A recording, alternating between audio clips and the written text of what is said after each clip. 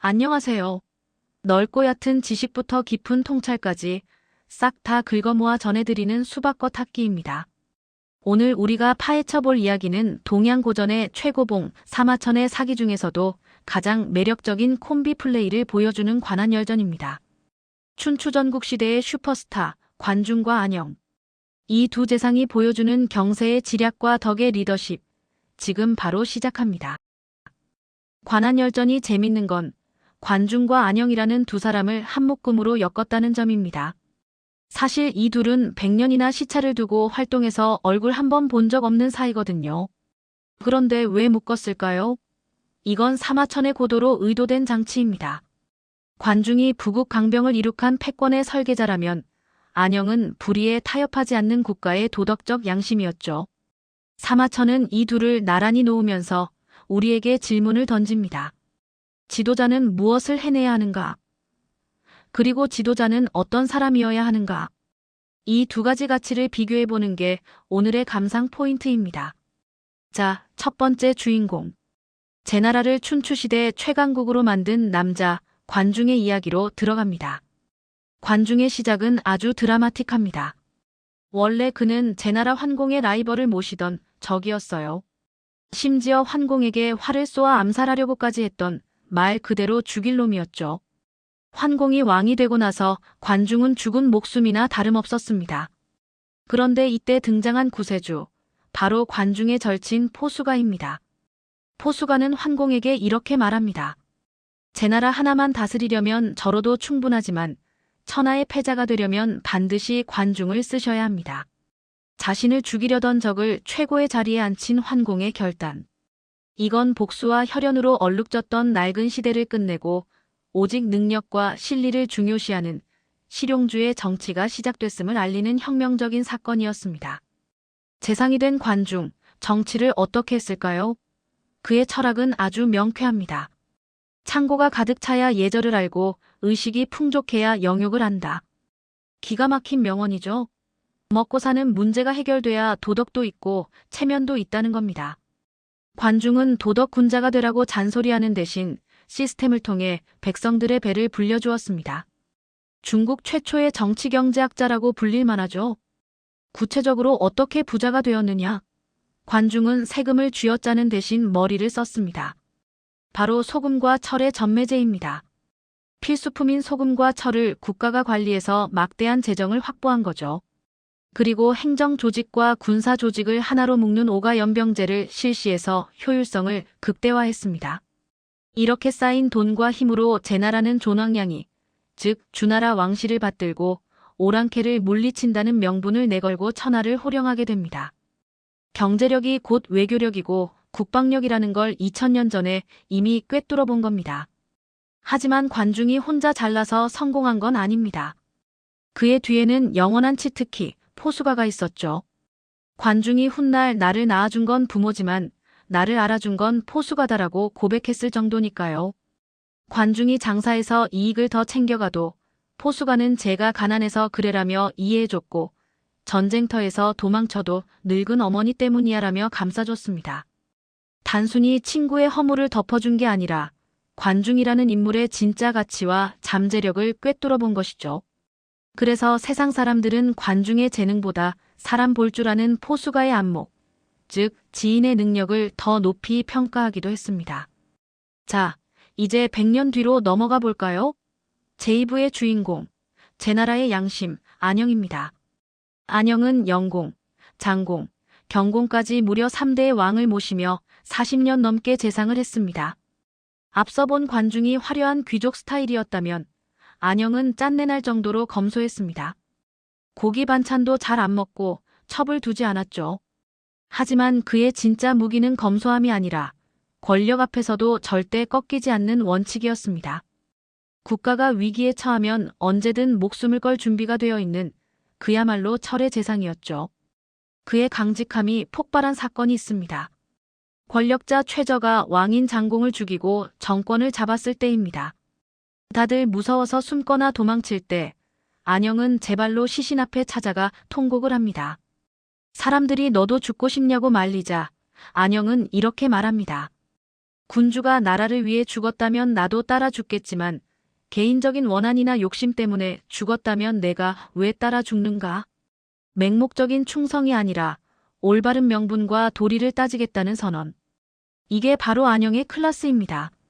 안영은 왕에게 쓴소리를 가장 잘하는 신하였습니다. 이걸 범한 간쟁, 왕의 안색을 거스르며 간언한다고 하죠. 그런데 무작정 전하 틀렸습니다. 라고 들이받는 게 아니에요.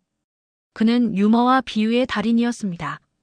왕의 자존심은 세워주면서도 뼈 있는 농담이나 기막힌 비유를 던져서 왕이 스스로 아차 하고 깨닫게 만들었죠. 지혜와 용기, 그리고 유머 감각까지 갖춘 고단수 정치 기술. 안영은 소통의 천재였습니다. 이 관한열전은 그야말로 고사성어 제조기입니다. 우리가 일상에서 쓰는 수많은 말들이 여기서 나왔는데요. 하나씩 뜯어보죠. 첫 번째는 국민 고사성어 관포지교입니다. 앞서 말했듯 관중과 포수가의 진한 우정에서 유래했죠. 단순히 친한 친구 사이가 아니라 상대방의 단점과 처지까지 깊이 이해하고 성공으로 이끌어주는 가장 이상적이고 건설적인 인간관계를 뜻합니다. 두 번째, 양두구육. 문에는 양머리를 걸어놓고 안에서는 개고기를 판다. 것과 속이 다른 위선을 꼬집는 말이죠. 이건 안영이 영공에게 한 말입니다. 영공이 여자들이 남장하는 걸 금지하라고 했는데 정작 궁궐 안의 후궁들에게는 남장을 시켜서 즐기고 있었거든요. 리더인 당신부터 모범을 보이지 않는데 누가 따르겠느냐는 안영의 팩트 폭격이 담겨 있습니다. 세 번째, 남귤북지. 강남의 귤을 강북에 심으면 탱자가 된다. 안영이 초나라에 사신으로 갔을 때 초나라 왕이 제나라 출신 도둑을 끌고 와서 제나라 놈들은 원래 도둑질을 잘하냐고 모욕을 줬습니다. 이때 안영이 태연하게 받아칩니다.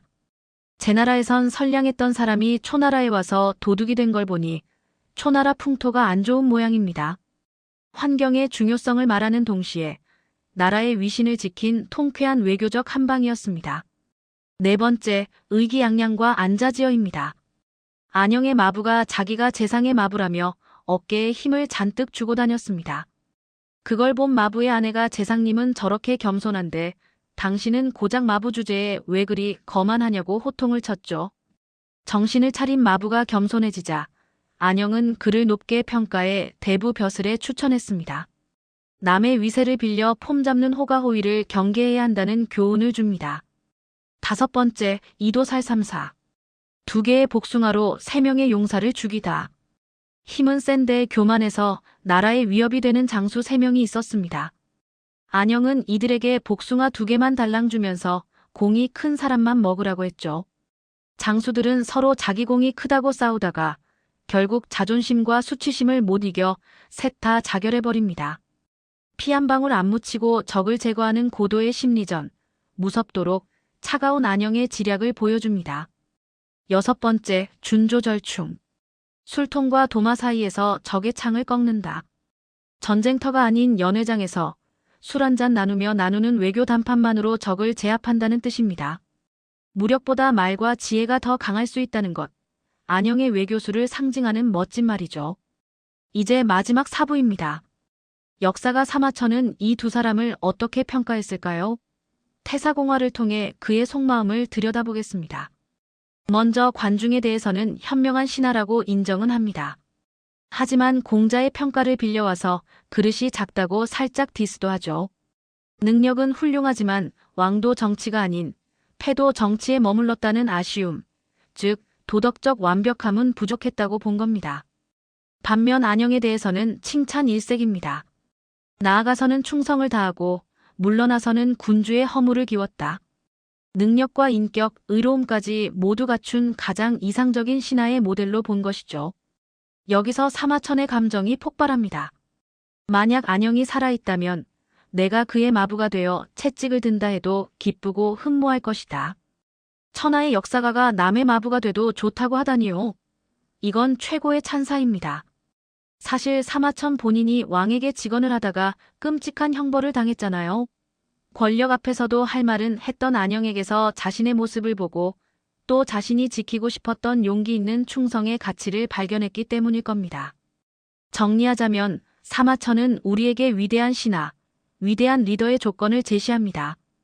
관중에게서 배우는 능력, 시스템을 만들어 백성을 배부르게 하는 경영 능력. 안영에게서 배우는 도덕성, 어떤 외압에도 굽히지 않는 양심. 그리고 포수가에게서 배우는 안목, 사람을 알아보고 믿어주는 힘. 이 세 가지가 어우러질 때 역사는 발전한다는 것이죠. 자, 오늘의 결론입니다. 사마천은 관한열전을 통해 부국 강병을 이룬 경세가 관중과 국가의 혼을 지킨 도덕적 스승 안영을 우리 앞에 나란히 세웠습니다. 효율과 도덕, 실리와 명분. 오늘날 우리에게 필요한 리더십도 결국 이 두 가치의 균형 속에 있지 않을까요? 여러분의 생각은 어떠신가요? 댓글로 남겨주세요. 지금까지 수박겉학기였습니다.